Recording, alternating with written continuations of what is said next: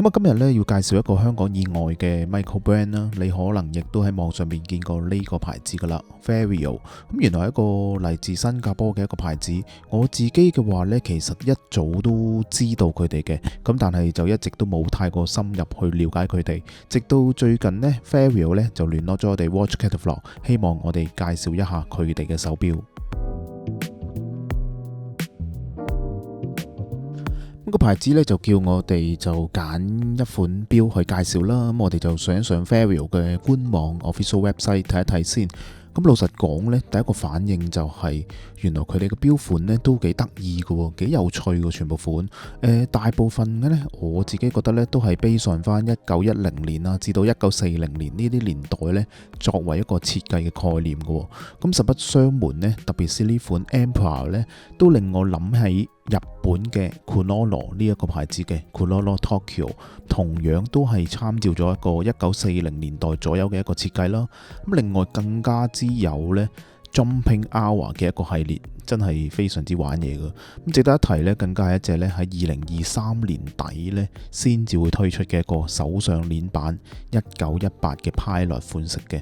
咁原來認真睇翻佢哋 website 呢，呢個牌子啲款式呢都幾期待嘅，咁啲款都做得唔錯嘅。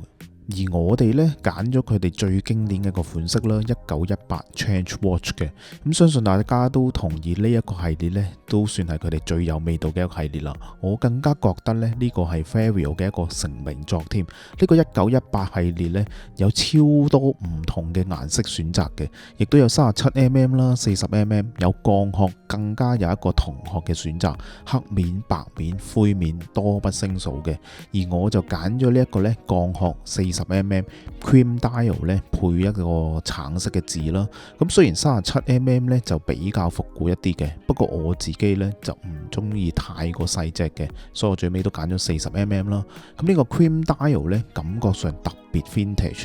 我喺呢度咧只可以講一句，實物嘅錶咧比佢哋影嗰啲相咧其實就靚好多嘅。咁佢哋啲相咧相對地咧表現唔到呢一隻錶咧有幾靚幾靚。咁大家唔好忘記咧，呢隻錶嘅定價其實都係講緊3000蚊左右喎。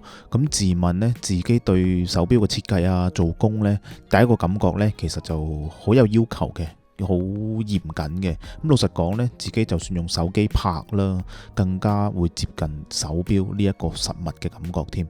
咁你哋可以睇一睇我用手機影嘅相呢，其實都幾似個實物嘅。咁就咁睇個錶個做工質素呢，個錶盤都好精緻，錶殼呢亦都有個拋光啦，同埋拉絲嘅處理，即係起碼都有2個處理嘅。整體呢其實都唔係幾似一個 micro brand 嘅。雖然呢係用咗日本 Miyota 嘅機芯啦，但仍然呢都有陀錶小秒針嘅一個設計嘅一個佈局，加上呢個框呢就反而放咗喺4點半個位置啦，令到個調校方面呢就比較簡單一啲嘅。個手錶呢，我諗最吸引嘅地方呢，當然就係成個錶盤嗰個設計啦。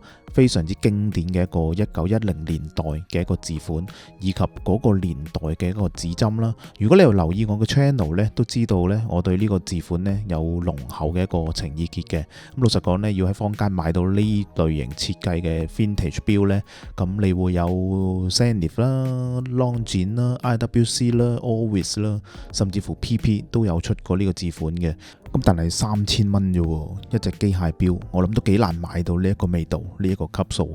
咁個錶底呢，亦都有翻一個軍人嘅一個好基本嘅雕刻啦。雖然就好簡單嘅個雕刻，但起碼你會見到啊，都有啲誠意俾到你喎。咁成隻錶呢都幾玩味嘅，加埋一個 bun strap 嗰個錶帶個設計呢都幾特別。個皮嘅材質其實都做得非常之好啊。成個配搭呢，我自己都覺得好和諧嘅，望上去都幾夾。咁所以實物呢，其實我自己收到隻錶呢，都覺得非常之靚。咁亦都之前呢，曾經都爭啲買咗 Longines 嗰隻1918嘅。咁你會見到好接近嘅。咁但係因為 Longines 嗰隻呢，有日期啦，而最尾冇買到，亦都真係因為個日期冇買到。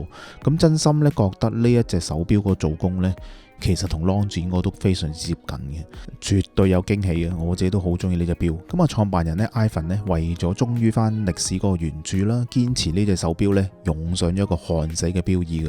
咁啊喺個 interview 入邊呢，佢都話啦，就算錶友呢普遍嘅意見呢，都唔想要呢個焊死錶衣嘅，因為唔方便換呢個錶帶啊嘛。咁但係 Ivan 呢都係選擇翻歷史原汁原味嘅。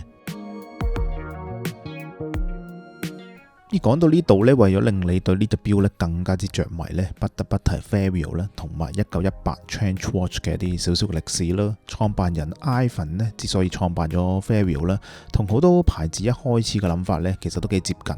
普遍都覺得呢，實在啲錶呢實在太貴啦，特別是一啲 vintage 嘅錶款啦。咁不如呢，自己做錶啦。你話幾咁霸氣？亦都因為咁啦，創立咗 Fairwell。Fairwell 呢個字呢，其實就嚟自於 Fairy 呢個字啦。咁個意思呢，就即係有好多變化咁嘅意思嘅，亦都因為咁啦，有咗1918 Trench Watch 呢一個經典嘅款式。